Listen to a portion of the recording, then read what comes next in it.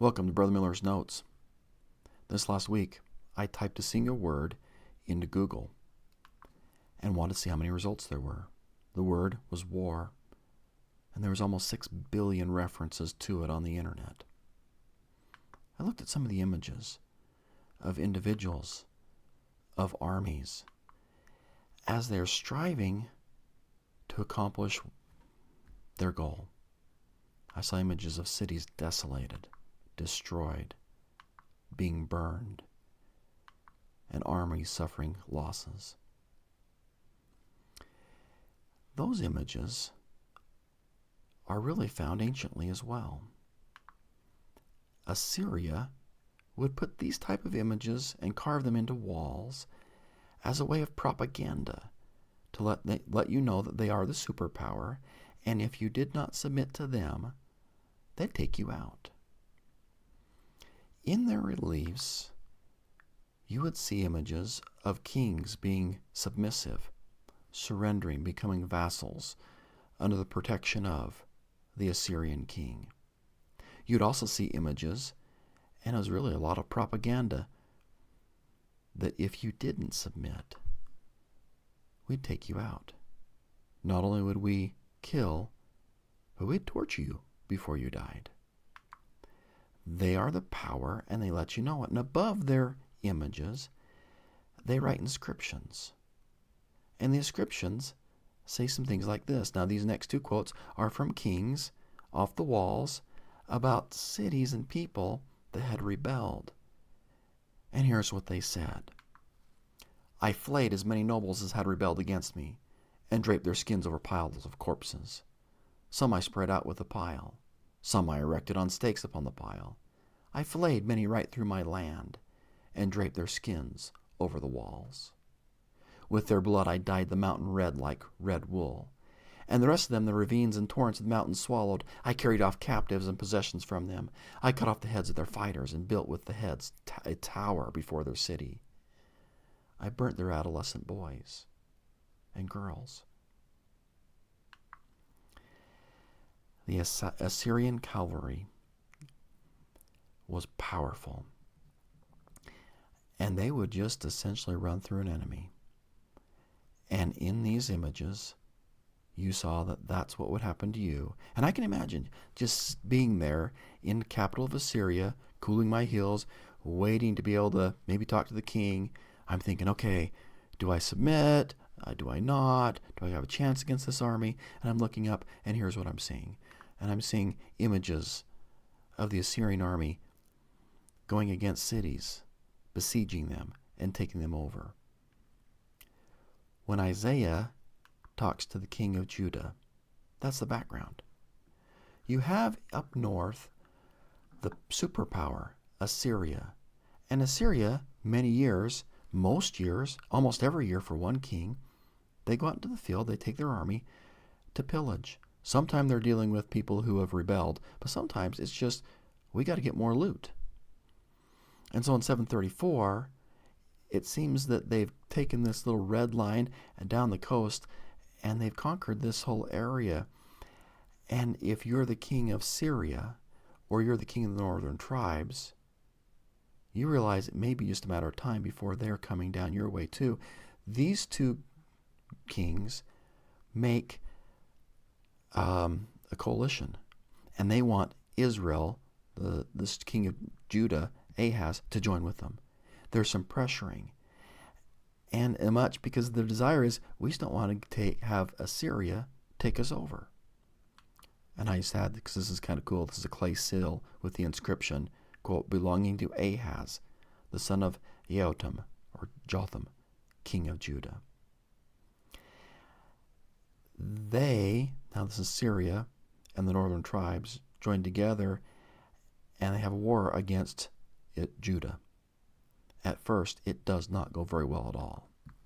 The early stages of the war are described in 2 Chronicles 28 and indicate that God gave Ahaz into the hands of Syria, thereby allowing them to defeat Judah's army in battle and take prisoners.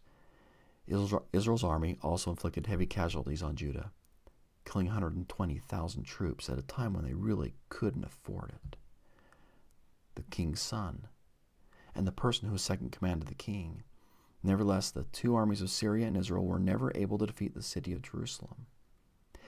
And it's at this point the Lord has Isaiah go and talk to King Ahaz, the king of Judah in Jerusalem, and say this to him, saying to him, take heed and be quiet. Fear not, neither be faint-hearted, for the two tails of these smoking firebrands, for the fierce anger of Rezin with Syria and the son of Remaliah.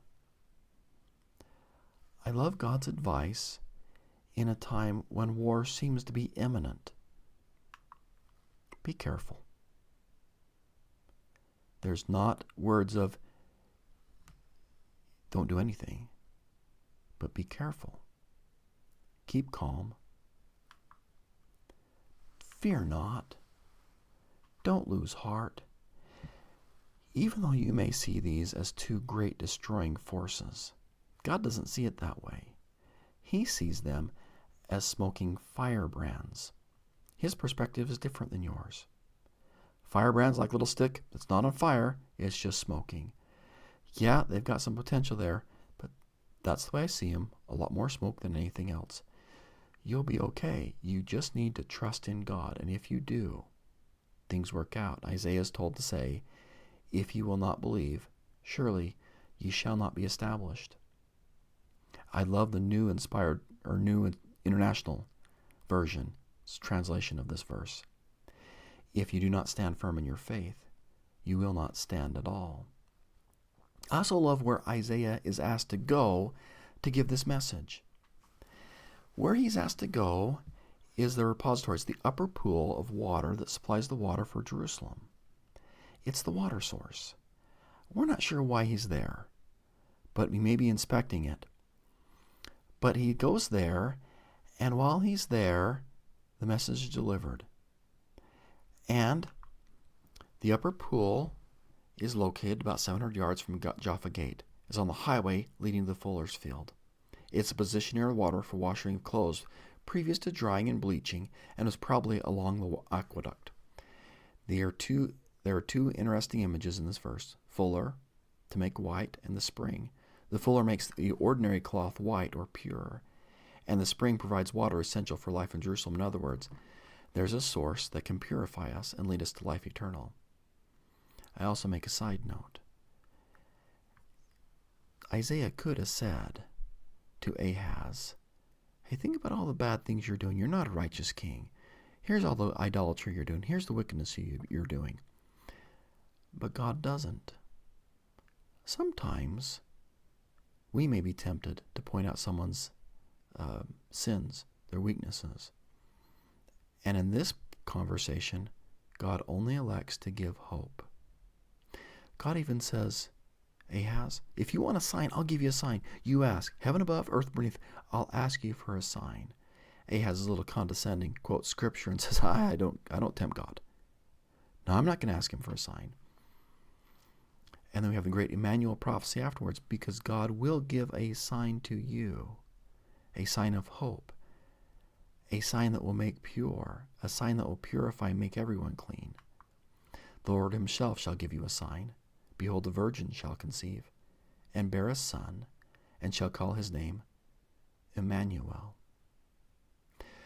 So the context and the background of all this is the threat of war.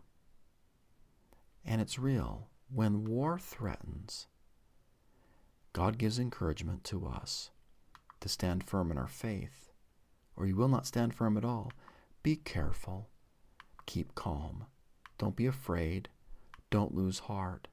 God is the source of hope and life. But Isaiah also includes that if you reject God, you will lose his protection. And for Isaiah, he promises that if you reject God, with arrows and bows shall men come, and the land shall become briars and thorns. I have wondered why Nephi quotes this chapter.